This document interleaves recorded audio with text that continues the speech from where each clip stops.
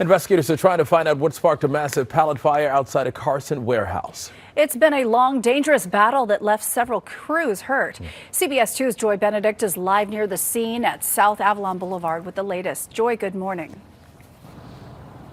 Yeah, good morning, Suzanne. Certainly a very startling fire for many here in this area as the flames were shooting up very quickly and very high. As for where they stand this morning, the good news is it does appear that firefighters have that fire under control. They have for several hours now, but they're still on the scene and keeping us pretty far back as they're trying to make sure that there are no hot spots that sort of ignite once again. But take a look at this video from yesterday.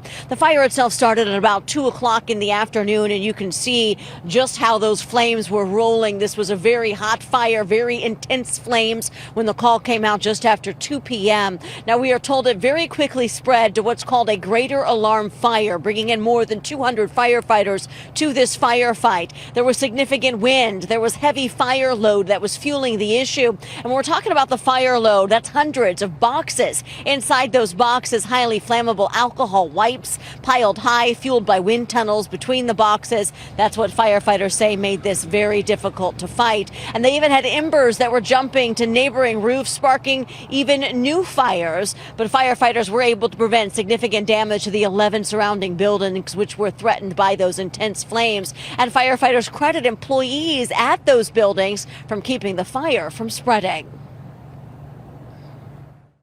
Wisely, one of the employees got in there and pulled down several of those roll-up doors, thereby preventing the fire from getting inside of that structure. But had he not done that, we would have been looking at a much bigger firefight inside of the building itself. Now, there were actually 3 firefighters that were injured in this firefight. We're told that 2 of them were treated here on the scene. Another, though, was taken to the hospital. Their condition is unknown this morning. As for what happens now, obviously firefighters still here on the scene trying to make sure that this fire doesn't spark once again. They're also waiting for daylight to see just how much damage there is, not only to this property, but those neighboring buildings that we are told did have some small fires on their roofs. Guys. All right, Joy, thank you.